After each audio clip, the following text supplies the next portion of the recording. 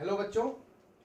आज जो पिछला लेक्चर अपन ने देखा था उसमें अपन ने मैटर के बारे में स्टडी की थी कि मैटर क्या होता है, मैटर कितने तरह के होते हैं, और जो सॉलिड लिक्विड गैस के बारे में अपन ने देखा था। बहुत सारी चीजें जो है अपन ने डिस्कस लास्ट वीडियो लेक्चर के अंदर की थी।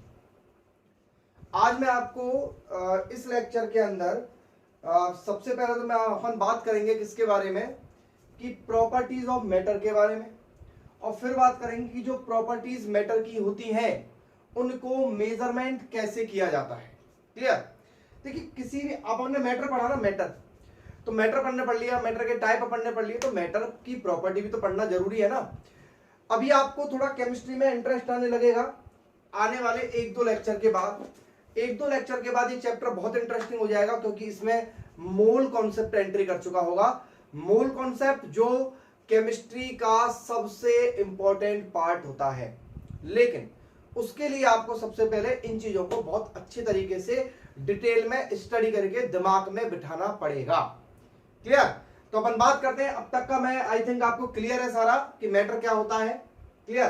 अब अपन बात करते हैं कि प्रॉपर्टीज ऑफ मैटर। तो देखिए, कोई भी प्रॉपर्टीज की जब मैं बात करूंगा तो प्रॉपर्टी दो तरह की होती है। एक तो होती है फिजिकल प्रॉपर्टीज और एक होती है केमिकल प्रॉपर्टीज।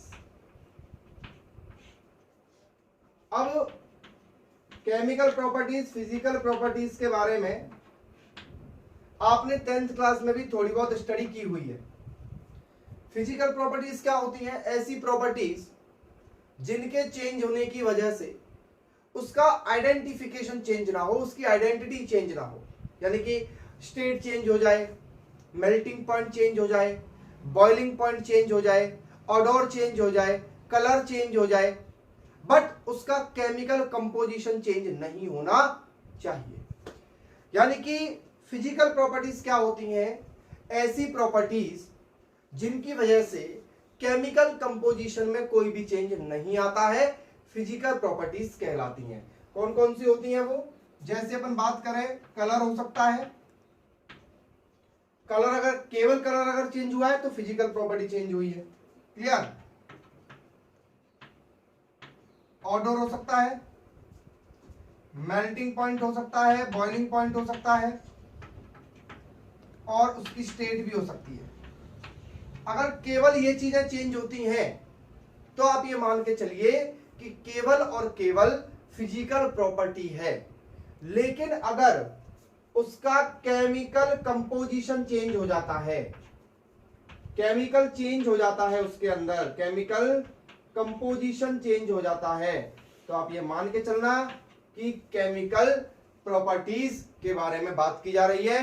यानी कि those properties in which chemical change occur, जिसमें केमिकल चेंज हो जाता है। जैसे अब जैसे बात करें अपन H2O की,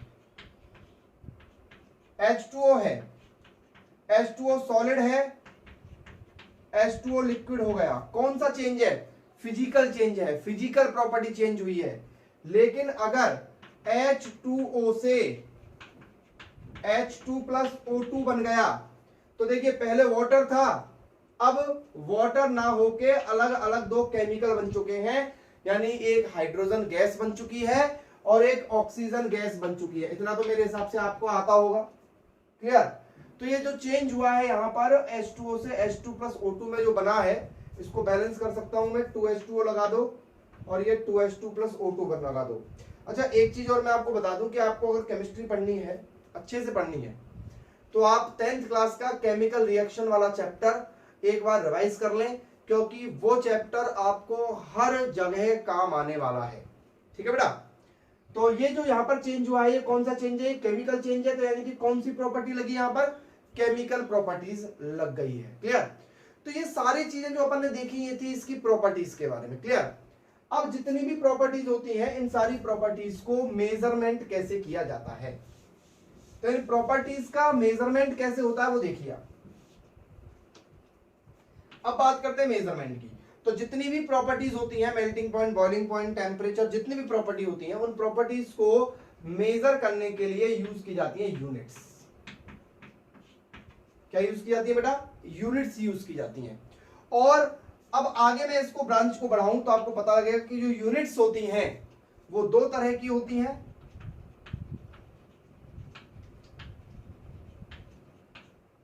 फंडामेंटल यूनिट्स होती हैं और एक होती है डिराइव्ड यूनिट्स। अब ये आपको फिजिक्स में भी पढ़ने के लिए मिलेगा और केमिस्ट्री में भी पढ़ने के लिए मिलेगा, क्योंकि यूनिट्स का यूज तो हर जगह होता है, चाहे वो फिजिक्स हो, चाहे वो केमिस्ट्री हो, चाहे वो मैथ्स हो, तो यूनिट्स तो आपको हर जगह लगानी पड़ेंगी। अब अपन बात करें कि साहब फंडामेंटल यूनिट्स क्या होती हैं, तो आप लोगों को पता होना चाहिए फंडामेंटल यूनिट्स क्या होती हैं। ऐसी यूनिट्स जो किसी पे डिपेंड नहीं करती हैं, क्लियर। और डिराइव्ड यूनिट्स क्या होती हैं, जो किसी दूसरी फंडामेंटल यूनिट के ऊपर डिपेंड होती हैं, उनको अपन डिराइव्ड यूनिट्स कहते हैं। अब बात करें फंडामेंटल यूनिट्स की, तो फंडामेंटल यूनिट्स जो होती हैं वो कौन कौन सी होती हैं। फंडामेंटल यूनिट्स होती हैं 7।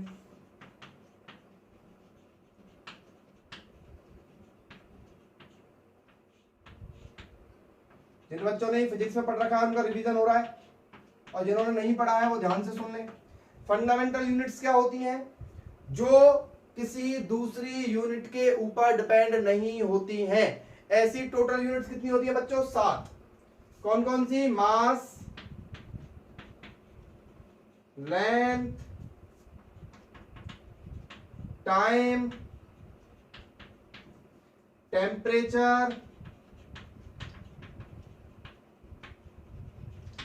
इलेक्ट्रिक करंट,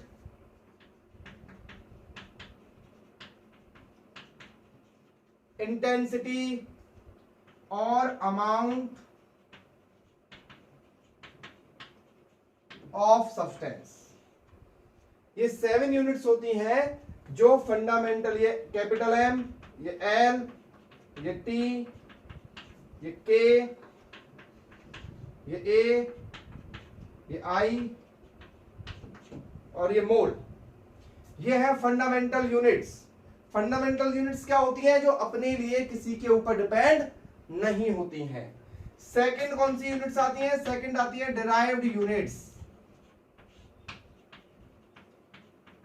ऐसी यूनिट्स जो किसी दूसरी चीज के ऊपर डिपेंड होती है। जैसे केमिस्ट्री में ज्यादा से ज्यादा काम पड़ने वाला है वॉल्यूम का, तो वॉल्यूम होता है मीटर क्यूब।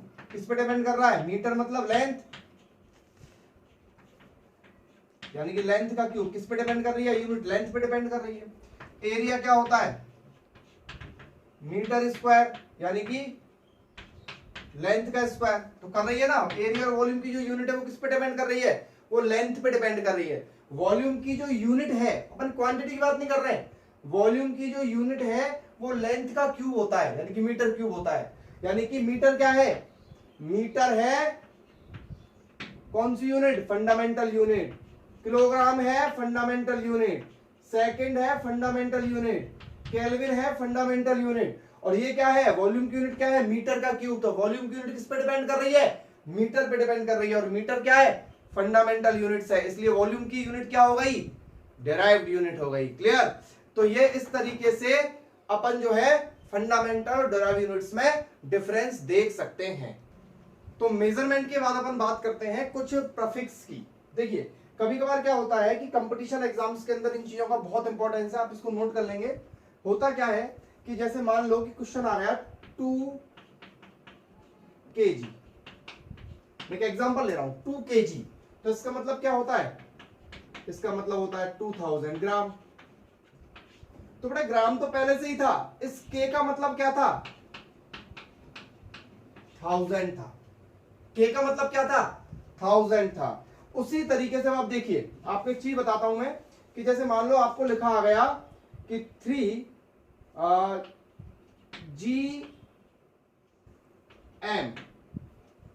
GM, किसी कंपटीशन एग्जाम्स में लिखा हुआ है 3 GM। अब जी का मतलब ही नहीं आता आपको, तो जी का मतलब क्या होता है, गीगा। देखो सिंबल लिखे हुए हैं सारे, जी का मतलब क्या होता है, गीगा, और गीगा का मतलब क्या होता है, 10 की पावर 9। ये आपको याद करने पड़ेंगे। तो ये इसका आंसर, इसका मतलब क्या है, 3 × 10 की पावर 9 मीटर। क्लियर। इस तरीके से जो है हम यहां लिख सकते हैं 10 की पावर 9 का मतलब क्या होता है, गीगा। क्लियर। आपने 10th क्लास में माइक्रो सुना होगा, माइक्रो होता है 10 की पावर -6। मिली सुना होगा, मिलीमीटर। सेंटी सुना होगा, सेंटीमीटर। ठीक है, तो ये सारे प्रीफिक्स होते हैं जो चीजों के आगे लगते हैं।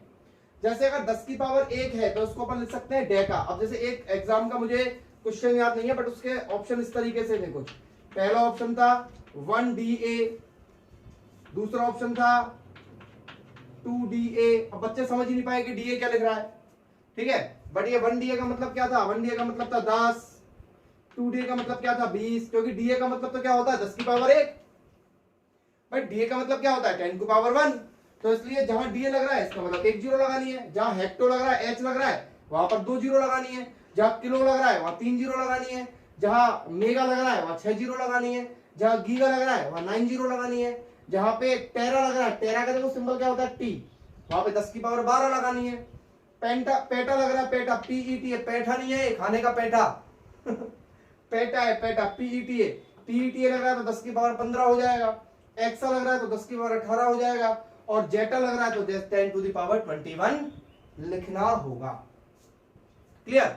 यानी कि कहने का मतलब यह है कि प्रीफिक्स का अपना एक इंपॉर्टेंस तब होता है जब आप कोई किसी क्वेश्चन का आंसर लिखने वाले हैं, या फिर आपको क्वेश्चन में ये चीजें दे रखी थी। वो सोचिए आप थोड़ा सा ये चीज समझ के देखिए कि आपको फॉर्मूला आता है, आपको सॉल्व करना आता है, और आप कैलकुलेशन में आपको महारत हासिल, आप सब कुछ कर सकते हैं। आपने पूरे क्वेश्चन का आंसर करके निकाल लिया और लास्ट में क्वेश्चन कुछ इस आंसर जो है वो इस तरीके से दे रखा है 3.2 TM। अब आपको इस T का मतलब ही नहीं पता कि T का मतलब टेरा होता है, 10 की पावर 12 होता है, या फिर आपको एक पहला ऑप्शन दे रखा है 3.2 TM और दूसरा ऑप्शन दे रखा है आपको 3.2 mm। अब ये m का मतलब मेगा है, ठीक है, तीसरा ऑप्शन दे रखा है 3.2 TM और डी दूसरा आंसर दे रखा है 3.2 TM। अब एग्जाम में क्या हुआ, देखो कंपटीशन एग्जाम में सबसे ज्यादा फंसने वाली बात यहीं पे हो जाती है। आप लोगों को सब कुछ आता है, आप लोगों ने सोल्व करके उसका आंसर 3.2 कुछ इंटू 10 टू द पावर कुछ निकाल लिया। मान लो आपका आंसर आया 3.2 इंटू 10 टू द पावर 6 आया। अब 6 आया आपका तो यह है, लेकिन ऑप्शन में 10 टू पावर 6 नहीं है, ऑप्शन में प्रीफिक्स दिए हुए हैं, ऑप्शन में दिया हुआ है TM। अब TM का मतलब बच्चे को नहीं पता, MM का मतलब नहीं पता, लेकिन आंसर क्या होगा, M का मतलब मेगा 10 की पावर 6, तो बी ऑप्शन करेक्ट है यहाँ पे। बट लेकिन जब तक आपको इन प्रीफिक्स का मतलब ही नहीं पता तो आपका क्वेश्चन में जो आपने मेहनत की, आपने सॉल्व करके जो फॉर्मूला लगा के जो आपने आंसर निकाला, वो पूरी तरीके से आपका जो है टाइम वेस्ट हो गया और व्यर्थ हो गया, और नंबर नहीं मिलेंगे जो अलग, और कट जाएंगे जो अलग। समझे बात को? तो आप लोग देखो होता क्या है कि हमने पूरी तैयारी कर ली, लेकिन एक छोटी सी गलती जो होती है वो आपके नंबर कटवा सकती है। क्योंकि आप इस बात को सोच के चलिए कि मेहनत करने वाले बच्चों की कमी नहीं है, सेलेक्ट वही होगा जो कुछ डिफरेंट करेगा। क्लियर? इसके बाद ये तो थे प्लस वाले, अब मैं आपको कुछ माइनस वाले यहां पर लिख रहा हूं। तो मैंने यहां पर माइनस वाले जितने भी मल्टीपल्स हैं उनको लिख दिया है। देखिए आप 10 टू दी पावर -1 डेसी, और डिनोट करते हैं स्मॉल डी से। 10 टू दी पावर -2 सेंटी, सुना होगा सेंटीमीटर, डिनोट करते हैं स्मॉल सी से। 10 to the power -3 milli, denote करते हैं स्मॉल एम से। -6 माइक्रो, -9 नैनो, 10 की पावर -12 को पिको, 15 को फर्मी, 18 को एटो और 21 को जेप्टो। और ये सारे जो हैं जितने भी आपके सामने यहाँ पर लिखे हुए हैं सारे के सारे जो है स्मॉल लेटर्स हैं, कैपिटल लेटर्स नहीं है। पॉजिटिव वाले में कैपिटल लेटर्स आएंगे और जो माइनस वाले हैं उसमें आपके स्मॉल लेटर्स आएंगे। अब मैं आपको कोई एग्जांपल दे देता हूं उसका। जैसे मान लो क्वेश्चन आ गया आपके पास 3 माइक्रो कूलम, ये इस तरीके से। तो माइक्रो का मतलब क्या होता है चेक करिए, माइक्रो का सिंबल क्या होता है म्यू, क्या है ये म्यू है, इसका सिंबल तो क्या -6 आएगा, तो उसको मैं क्या लिख सकता हूं 3 into 10 to the power -6 coulomb. अब किसी बच्चे के दिमाग में अगर ये आ रहा हो कि सर ये -6 कहां से आया, तो वो समझ जाए कि भाई म्यू की जगह लिखा है मैंने ये, बाकी का देखो सी तो एज इट इज यहाँ पर एज इट इज सुरक्षित रखा हुआ है। क्लियर? अब क्वेश्चन यहाँ पर ये बनता है कि सर इसको लिखने की जरूरत क्या है, तो मैं आपको बता दूं कि माइक्रो कूलम जो है वो एसआई यूनिट नहीं है। क्लियर? कोई भी चीज आपको क्वेश्चन में दी जाएगी तो वो दे के किसी भी चीज में दी जा सकती है, लेकिन अब आप फॉर्मूला यूज करोगे तो फॉर्मूले के अंदर जितनी भी आपको वैल्यूज रखनी पड़ेंगी वो सारी की सारी या तो एसआई में रखनी पड़ेंगी या सीजीएस में रखनी पड़ेंगी, माइक्रो मिली किलो में आप नहीं रख सकते हो। क्लियर? तो आप इस बात का विशेष ध्यान रखें। नेक्स्ट अपना टॉपिक है राउंडिंग ऑफ। राउंड देखिए एक्चुअल में क्या है, ये जितने भी टॉपिक्स यहाँ पर चल रहे हैं, जैसे मैंने आपको अभी प्रीफिक्स सफिक्स वाला बताया, आपको मैटर की प्रॉपर्टीज बताई, फिजिकल यूनिट्स, केमिकल जो फिजिकल यूनिट्स और डिराइव यूनिट्स के बारे में मैंने आपको बताया। एक्चुअल में ऐसा नहीं है कि ये केमिस्ट्री है। देखिए कभी भी क्या होता है कि कोई भी सब्जेक्ट जब पढ़ने से पहले, जैसे नॉर्मल सी बात है, आप स्कूल पढ़ने आते हैं तो क्या होता है, जब आप स्कूल पढ़ने आते हैं, कोचिंग पढ़ने आते हैं तो क्या होता है, आप अपना बैग, अपनी पेंसिल, अपनी पेन, कॉपी, बुक्स, सारी चीजें जो है वो अपने बैग में रखते हैं, उसकी तैयारी करते हैं घर पे और तब जाके स्कूल के लिए निकलते हैं। और अगर आपने वो तैयारी नहीं की तो स्कूल में जाके अगर किसी कॉपी कोई घर पे रह गई तो आपको उसका पनिशमेंट जो है मिलता है। तो नॉर्मल सी बात है, तो हमको कोई केमिस्ट्री के अंदर पूरी साल पनिशमेंट ना मिले, उसके लिए हम कुछ हथियार इस युद्ध के लिए तैयार कर रहे हैं। जो केमिस्ट्री का युद्ध हमें लड़ना है उसके लिए मैं कुछ हथियार रेडी कर रहा हूं, कुछ वेपन्स रेडी कर रहा हूं, और उन वेपन्स में ये सारी चीजें आती हैं, सिंबल हुआ, प्रीफिक्स हुआ, और ये बाकी के अपन क्या कहते हैं मैटर के बारे में हुआ। क्योंकि जब अपन मेन टॉपिक पे पहुंचे, केमिस्ट्री की मेन चीज पे पहुंचे, तो ऐसा ना हो कि हमसे कोई ये कह दे कि ये तो स्टार्टिंग में ही पढ़ लेना चाहिए था। तो मैं आपको अगला टॉपिक समझाने वाला हूं, उसका नाम है राउंडिंग ऑफ। राउंडिंग ऑफ भी न्यूमेरिकल करने के काम आने वाला एक हथियार है। और इस हथियार में क्या होता है कि आपको जो आंसर्स लिखने होते हैं वो राउंडिंग ऑफ करना होता है। जैसे मैं आपको बताऊं कि 6.897 एक आंसर आया आपका 6.897, तो इस आंसर को 6.9 लिखा जा सकता है। अब ये तो एक रूल आपको पता है, लेकिन बाकी के जो इसके 4-5 रूल होते हैं वो सामने मैं लिख देता हूं बोर्ड पे, उनको आप अपनी कॉपी में नोट कर लीजिए और उनको समझने की कोशिश कीजिए। ठीक है, तो पहला रूल यहां पर है, तो मैंने यहां पर 3 रूल राउंडिंग ऑफ के लिख दिए हैं। देखिए पहला रूल है, if the digit to be dropped is less than 5। ये आई थिंक बहुत सारे बच्चों को ये चीज आती होगी, लेकिन फिर भी मेरा तो फर्ज बनता है ना समझाने का। If the digit is to be dropped is less than 5 then the preceding digit is left unchanged. कैसे? देखिए डेसिमल के बाद यहां पर 8 है, डेसिमल के बाद क्या दे रखा है 8, और 8 के बाद जो डिजिट दे रखी है वो है 2। क्लियर? तो डेसिमल के बाद जो डिजिट है 8 है, और 8 के बाद क्या दे रखा है 2 दे रखा है। क्लियर? और 2 जो है वो 5 से छोटा है, तो ये इसको राउंडिंग ऑफ लिखा जा सकता है 7.8। ये हो गया राउंडिंग ऑफ। राउंडिंग ऑफ में क्या लिख दिया मैंने 7.8 लिख दिया, यानी कि 2 को हटा दिया। लेकिन अगर सेकंड रूल को आप देखें कि if the digit is to be dropped is more than 5 then the preceding digit is raised by 1। अगर मान लो 7.8 है, यहां पर 2 था, लेकिन यहां पर क्या है बेटा 6 है, जो 5 से बड़ा है। 5 से अगर ये बड़ा है तो डिजिट जो है वो एक रेज हो जाएगी, यानी कि इसका जब मैं राउंड फिगर करूंगा तो ये 7.9 हो जाएगा। क्लियर? क्योंकि आगे वाली डिजिट जो है वो 5 से बड़ी है, तो 7.9 ये हो गया rounding off. Clear? If the digit is to be dropped is 5। अच्छा, अब मान लो कि डिजिट ही 5 है, ठीक है, जैसे 6.85, तो उसके आगे देखो, और अगर उसके आगे जो है वो 0 के अलावा कुछ और है, समझे बात को, 5 है, मतलब यहां पर देखिए क्या हुआ 7.8, इसके आगे जो था वो क्या था 5 से छोटा था, इसके आगे जो क्या था वो 5 से बड़ा था। 5 से छोटा है तो नो चेंज, 5 से बड़ा है तो 1 बढ़ा दो। लेकिन अगर 5 ही है तो आगे वाली डिजिट देखो, अगर आगे वाली डिजिट में 0 के अलावा कुछ भी है तो एक डिजिट को बढ़ा दो, यानी कि हो जाएगा 7.9। तो गलती किसकी? इस 1 की। अगर ये 1 नहीं होता, 1 की जगह 0 होता तो क्या होता? 1 नहीं बढ़ता, अनचेंज रहता, 6.85 का 6.85 ही रहता। लेकिन यहां पर 1 था, इसकी वजह से यहां पर 6.9 हो गया। अब रूल नंबर 4 है, if the digit to be dropped is 5। दोनों रूल बहुत इंपॉर्टेंट है, मैं दोनों पे स्टार लगा देता हूं और आप भी अपनी कॉपी में स्टार लगा लें, क्योंकि रियली बहुत इंपॉर्टेंट रूल है और इनकी इंपॉर्टेंस उस दिन आपको समझ में आएगी जिस दिन इनका यूज आपके साथ काम आएगा। If the digit is to be dropped is 5, मान लो कि डिजिट जो है उसके पीछे कितनी है 5 लगा हुआ है, जैसे 3.2 है, 2 के आगे क्या लगा हुआ है 5 लगा हुआ है। क्लियर। अब इसके पीछे 0 आ गई, मैंने बोला कि अगर इसके पीछे 0 के अलावा कुछ और आता तो रेज हो जाता कंफर्म, लेकिन क्या आ गई पीछे 0 आ गई। Then the president digit is left unchanged, तो ये अनचेंज रहेगा, यानी कि 3.250 का ये 3.2 रहेगा।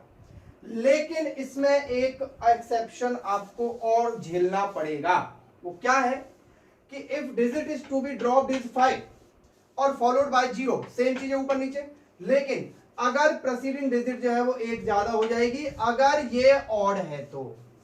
ओहो, ये तो नई चीज पता लग गई आपको, ऐसी चीज तो आपने कभी सुनी भी नहीं थी। अब देखिए यहां पर मैंने आपको एग्जांपल लिया था, वो क्या लिया था 3.2, तो 2 तो सम था, इवन था तो क्या था वो 3.2 ही रहा। लेकिन अगर यहाँ पर 3.3 होता, जैसे यहाँ पर 1.7 है, 7 क्या है ऑड है, तो कितना हो जाएगा 1.8।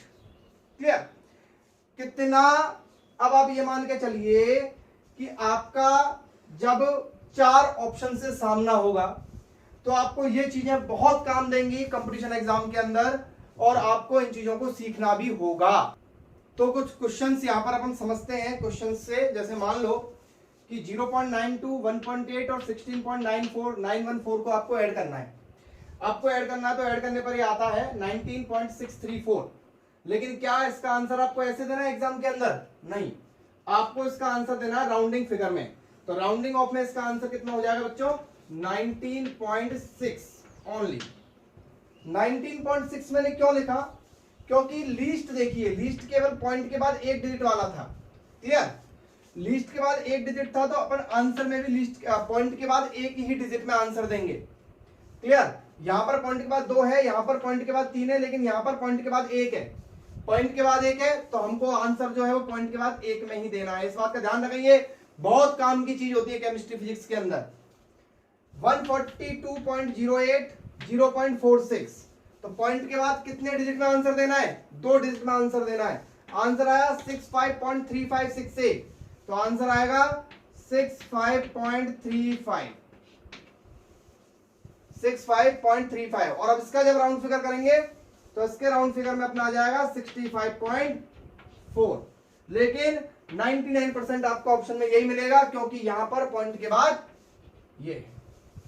क्लियर। अगर पॉइंट के बाद एक डिजिट होती यहां पर तो आंसर अगर ये आ रहा होता तो इसका ऑप्शन 65.4 करेक्ट होता। 0.02406, 0.0446, इसको जब मैंने डिवाइड करा तो डिवाइड करने पर आया 0.53946। अब आप देखिए यहां पर, आप देखिए 0.01 2 3 4, यहां पर 1 2 3 4 5, 4 डिजिट पे लेंगे 1 2 3 4, ऑप्शन होगा 0.5394। तो आई थिंक आप इन चीजों को बिल्कुल ध्यान रखने वाले हैं। अगली बार से जब भी आपको एग्जाम के अंदर या किसी भी न्यूमेरिकल के अंदर ये चीजें आए तो आपको इन चीजों का ध्यान रखना पड़ेगा।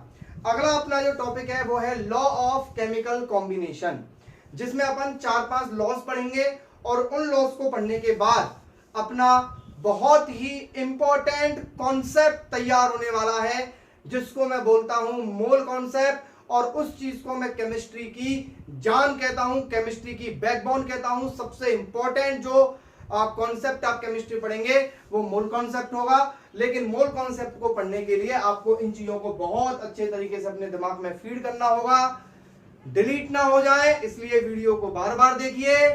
Thank you.